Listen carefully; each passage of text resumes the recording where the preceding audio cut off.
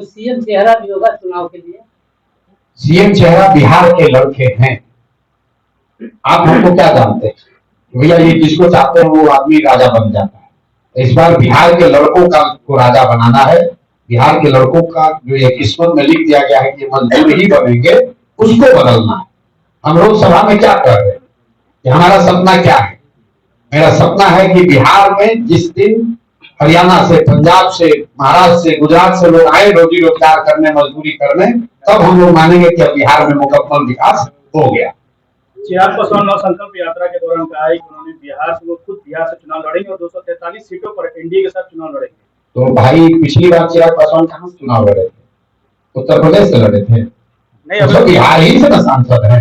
एक मिनट रुकिए, बिहार से ही न सांसद है चिराग जी। उनकी पार्टी बिहार की राजनीति करती है। उनके 5 सांसद पांचों बिहार से हैं। वो केंद्र में मंत्री हैं, वो बिहार से ही हैं। तो ये जब आप लोग कहते हैं कि चिराग जी बिहार आने वाले हैं, तो भाई तो पहले भी तो बिहार में थे।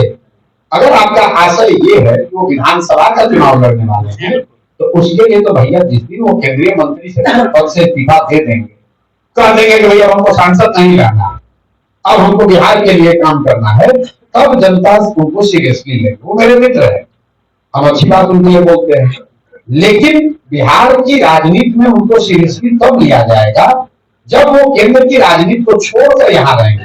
आप हमको सीरियसली क्यों ले रहे हैं लोग?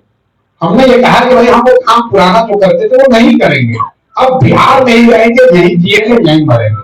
लोगों ने शुरू में क्या कहा, अरे भाई कितना दिन रहेंगे तो पैसा मिलेगा, चले जाएंगे। जब 3 साल से रात दिन एक करके यहीं पर हम पड़े हुए हैं, लोग देख रहे हैं, तो सत्य की एक अपनी ताकत। तो लोग जानते हैं ना भाई आपने बिहार के लिए लगा हुआ है। ठीक है, खराब है, पसंद है ना पसंद है, वो बात है, लेकिन कोई ये नहीं कह सकता है कि 3 वर्ष में प्रशांत किशोर ने बिहार को छोड़कर कहीं दूसरे जगह समय बिताया है। तो चिराग जी को अगर बिहार की राजनीति में बड़ी भूमिका अदा करनी है तो दिल्ली का मोह छोड़ना पड़ेगा और बिहार में आके रहकर राजनीति करनी पड़ेगी। अगर वो नहीं करते हैं तो बाकी तो बिहार से है ही वो सांसद। एक सवाल आने वाले समय में किसी पार्टी को गठबंधन क्या भैया, जब 243 पर हम लोग लड़ रहे हैं, कोई फ्री में आकर गठबंधन करता है तो उसका बड़ा स्वागत है। 243 लड़ेंगे, 242 नहीं लड़ेंगे।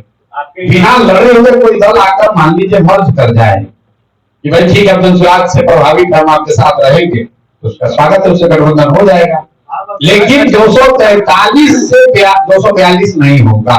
बिहार की तमाम पार्टियों को आपने तो गलत ठहराया है। बिल्कुल, फिर कैसे करेंगे? तो भाई तो अब 243 के बाद कौन सा सीट आप दे रहे हैं? नहीं, आप तो इसी का आपके पास प्रपोजल है कि कोई दल बिना सीट लड़े हुए गठबंधन करना चाहता है तो उसको ले लेंगे अपने साथ। तो जनसुराज में मर्ज होगा जो भी अगर बिल्कुल आपने ठीक समझ लिया, जनसुराज में मर्ज हो जाइएगा तभी हमारे साथ चल सकते हैं, दूसरा कोई उपाय।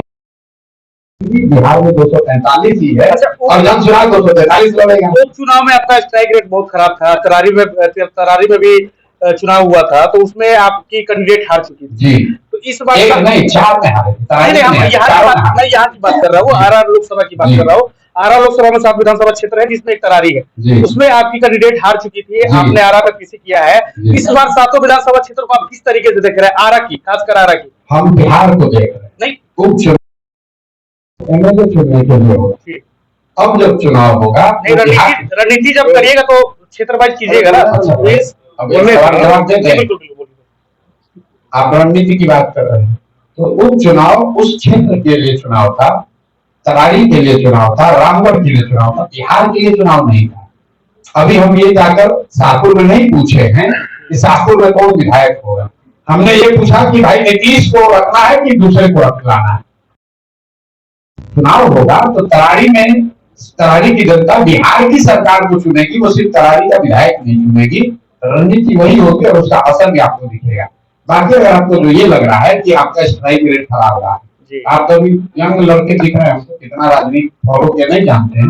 2020 कवर किया, 2020 कवर किया, 20 कवर किए, चलिए तो बहुत अच्छी बात है। भाजपा 1980 से दल है, देश का सबसे बड़ा दल है भाजपा। 1980 से दल सबसे ताकतवर पार्टी अपने को बताते हैं, सबसे बड़ा दल है, उनका प्रधानमंत्री है, कितनी जगह सरकारें हैं, कितना पैसा है, कितने कैरिस्मेटिक लीडर हैं, संघ है।